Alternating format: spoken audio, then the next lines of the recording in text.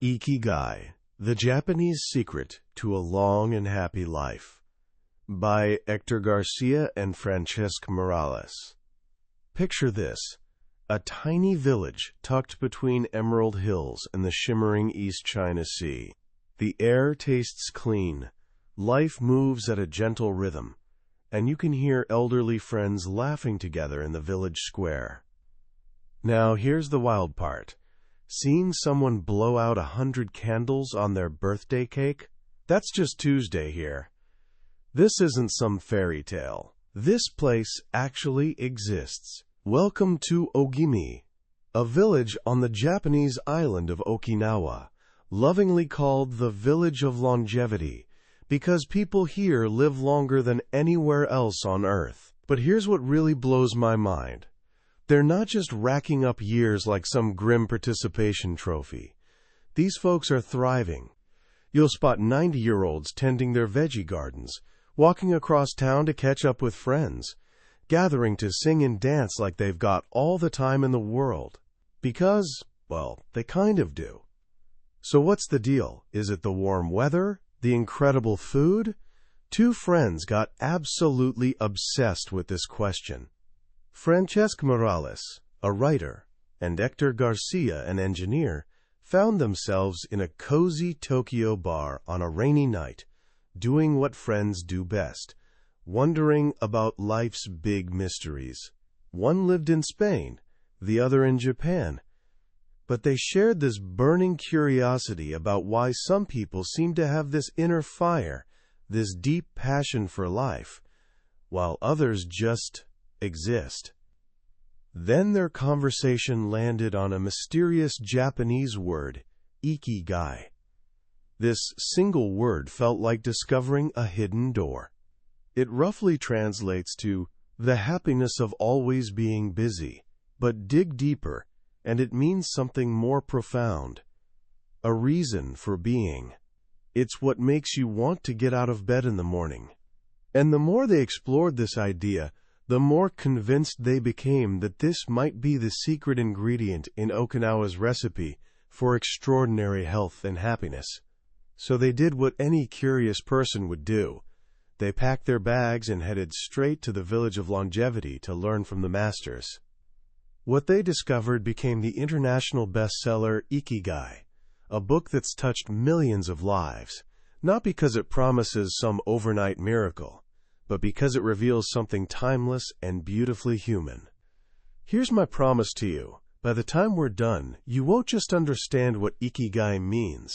You'll have an actual roadmap to discover your own. You're going to learn the secrets of the world's longest living people, simple yet powerful lessons on how to pack your days with more joy, more purpose, and a deeper connection to being alive.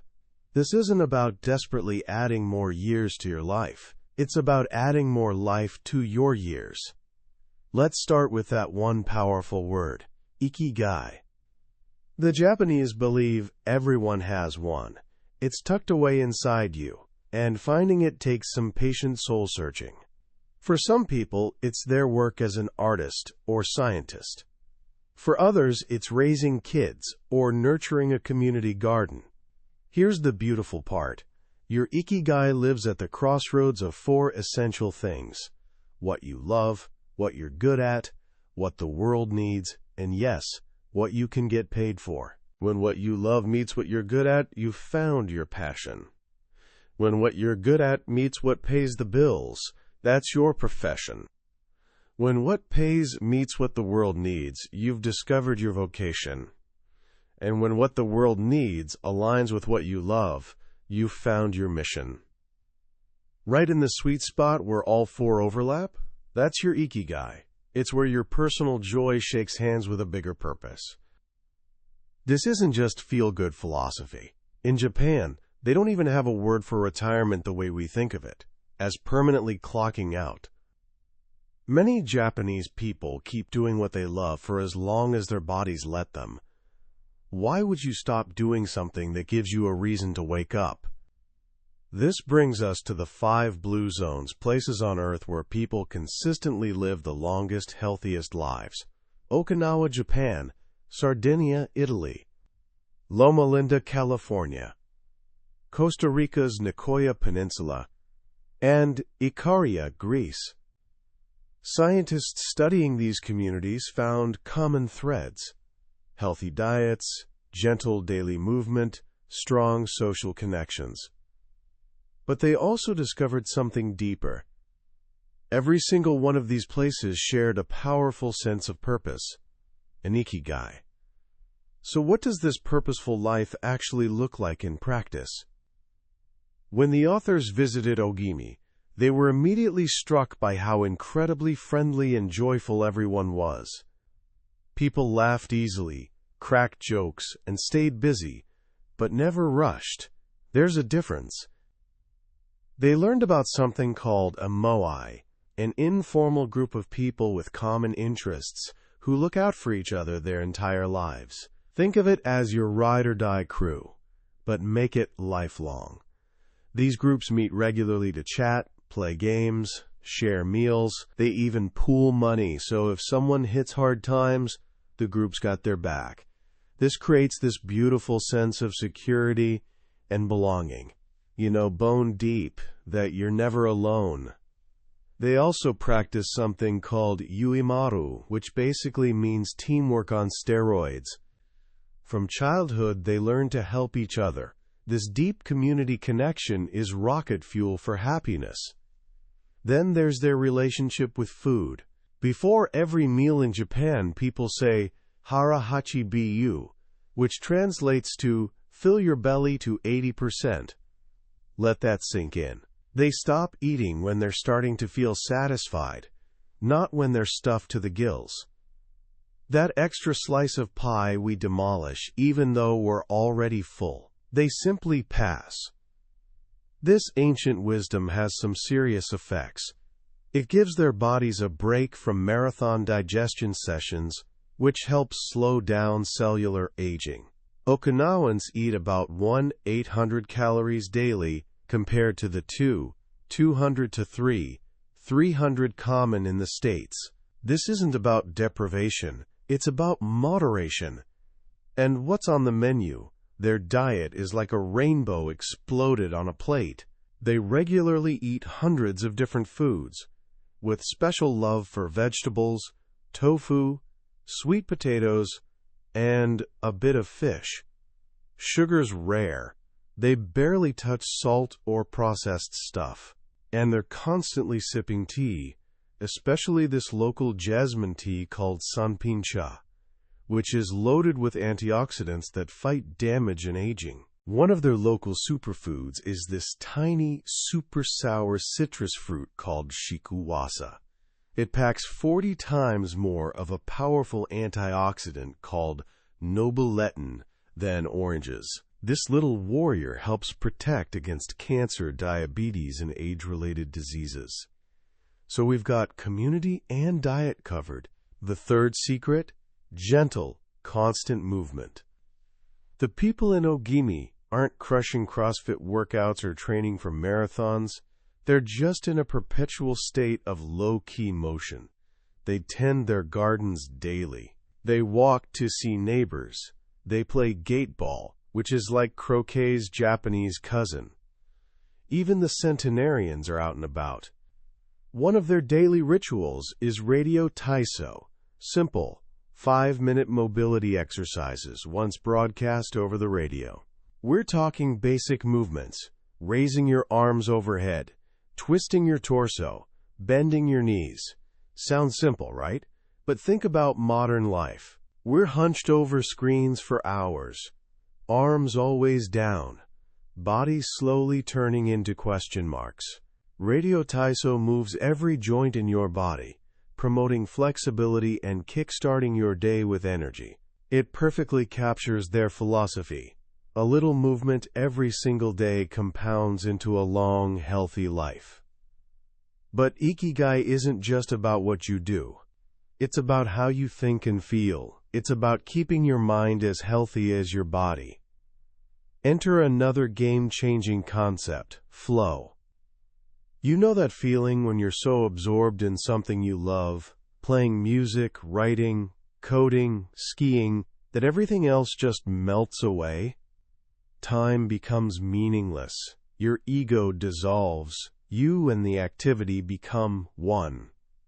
That's flow. Psychologist Mihaly Csikszentmihalyi, who pioneered this research, called it an, quote, optimal experience. It's when we feel our absolute best and perform at our peak. The book argues that the secret to happiness is spending as much time in flow as possible. So how do we get there? First, pick something challenging but not impossible. Too easy? You're bored. Too hard? You'll quit in frustration. The sweet spot is right at the edge of your current abilities, something that stretches you just enough. Second, have a crystal clear objective. You need to know exactly what you're aiming for. Olympic athletes aren't just thinking win gold. They're focused on the immediate next movement, the precise angle, the perfect breath. The goal exists, but the focus is on the process. Third, and maybe most crucial for our distracted age, do one thing at a time. We're drowning in an epidemic of multitasking. We think we're being productive when we're writing emails while listening to podcasts while answering texts. But science proves the opposite. Our brains aren't built for this. When we multitask, we're just rapidly switching between tasks, which burns energy, increases mistakes, and tanks our memory. To reach flow, create a bubble of distraction-free concentration. Kill your phone notifications. Close those 17 browser tabs. Find quiet space. When you give one task your complete attention, you unlock the door to flow, where your best work and deepest joy live. Japan has masters of flow everywhere. They call them takumi, or artisans. A takumi dedicates their life to perfecting a single skill. Think of Jiro, the world-famous sushi chef from that documentary. For over 80 years, he's made sushi every single day. Does he get bored? Never. Making sushi is his Ikigai. In his tiny 10-seat restaurant, he enters flow, becoming one with his craft. Or consider Hayao Miyazaki, the legendary animator behind Studio Ghibli. He's so passionate about his work that he often spends weekends at the studio, drawing by hand, completely lost in his art. He announced retirement in 2013, but literally the next day, he was back at his desk, drawing. Why? Because drawing is his reason for being. You can't retire from your Ikigai. Even mundane tasks can become flow opportunities. The book calls this microflow. Picture a dishwasher who transforms their routine into a graceful, efficient dance. Or Bill Gates, who says he enjoys washing dishes nightly. He finds it relaxing and tries to improve a little each time. By bringing focus and intention to simple tasks, we transform chores into satisfying moments of flow.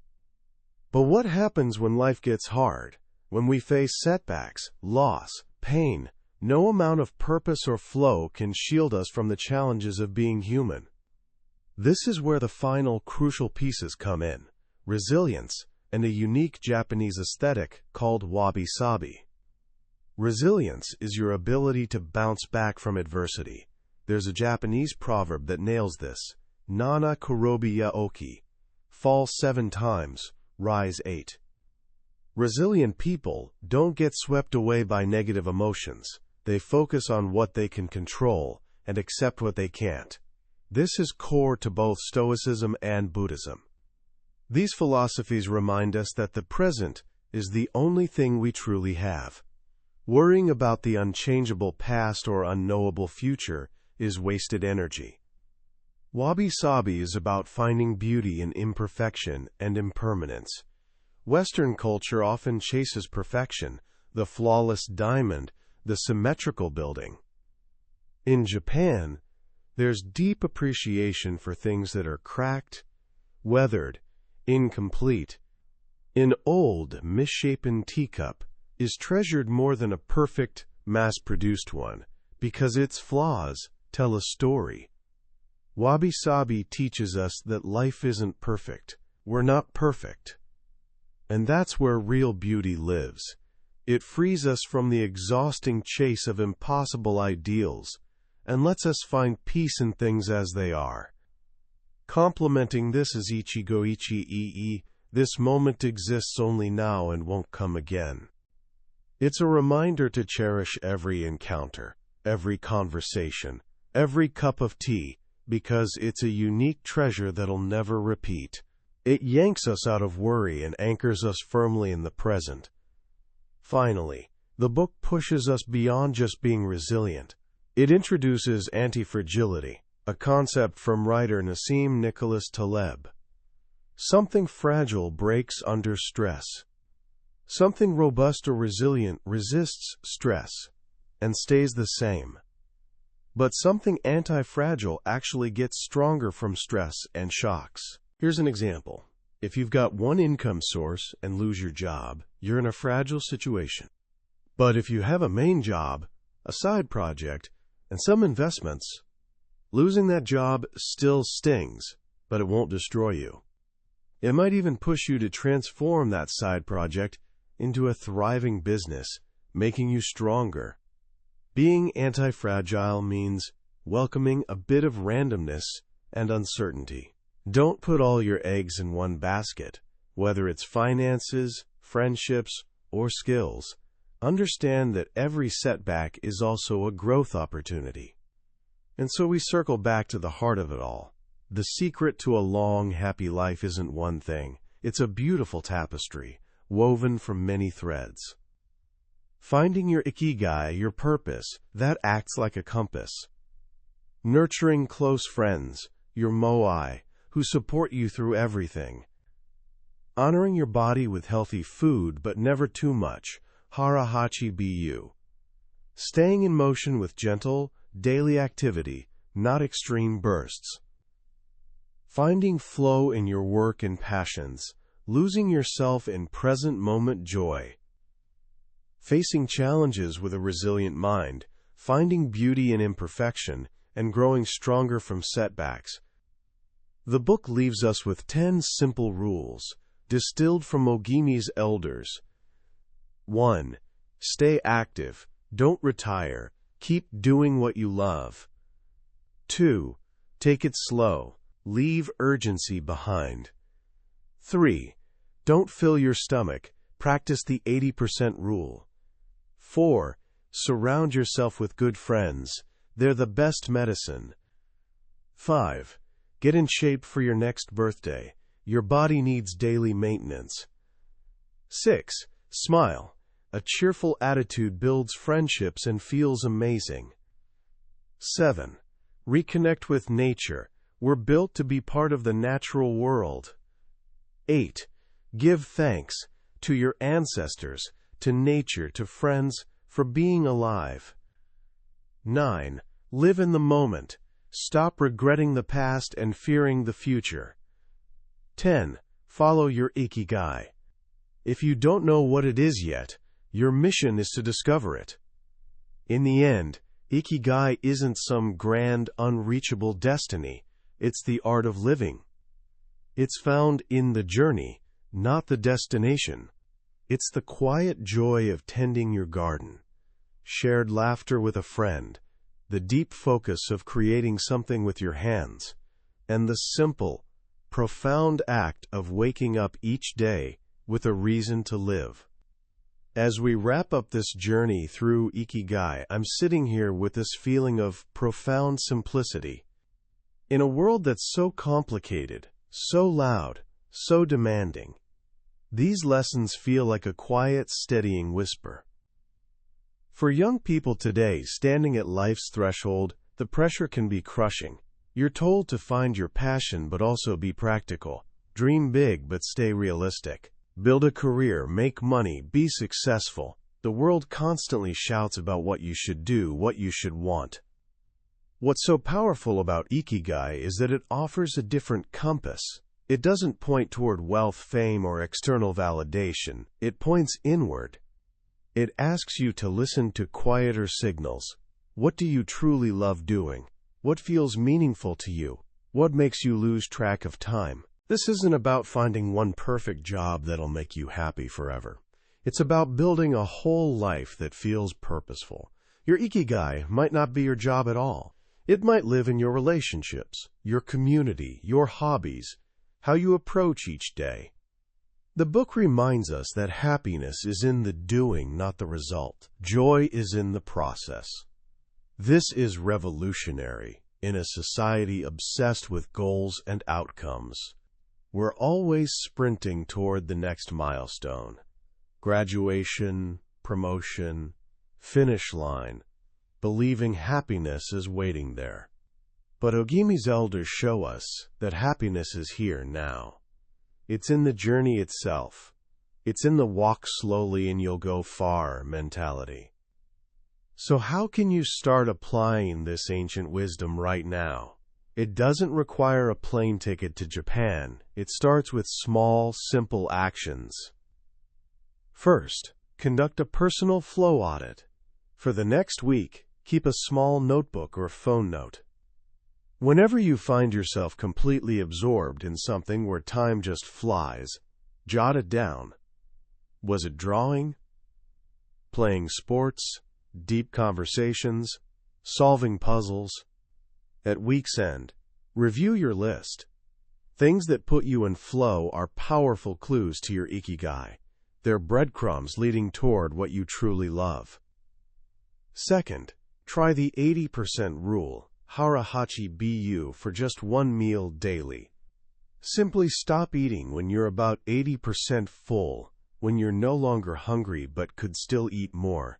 Don't judge it, just notice how it feels. You might discover you have more energy, feel lighter, and clearer.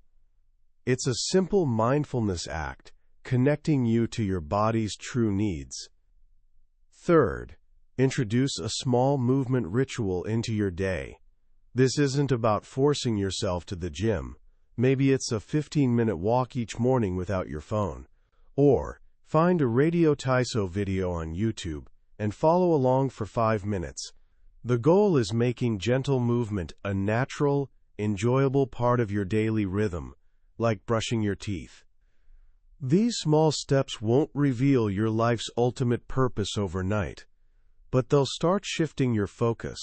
They'll help you connect more deeply with yourself, your body, and the present moment. And it's in that connection that your Ikigai begins revealing itself. That was a summary of Ikigai, the Japanese secret to a long and happy life, by Hector Garcia and Francesc Morales. We've touched on the most important ideas, but I'll be honest with you, a summary is like looking at a photograph of a beautiful meal. You can see what's there, appreciate its beauty, but you can't truly taste it. This book's real magic is in how its simple stories and gentle wisdom settle into your mind as you read. This summary helps you decide if this is a meal you'd like to savor yourself. If any of these ideas, finding flow, living with purpose, the wisdom of hara-hachi bu, sparked something in you, then I truly believe reading this book will be an experience that stays with you for years. Also, if you found this journey valuable, please like this video and subscribe. It's a small click for you, but it means the world to us and ensures you won't miss our next exploration into another life-changing book. Let's keep learning and growing together.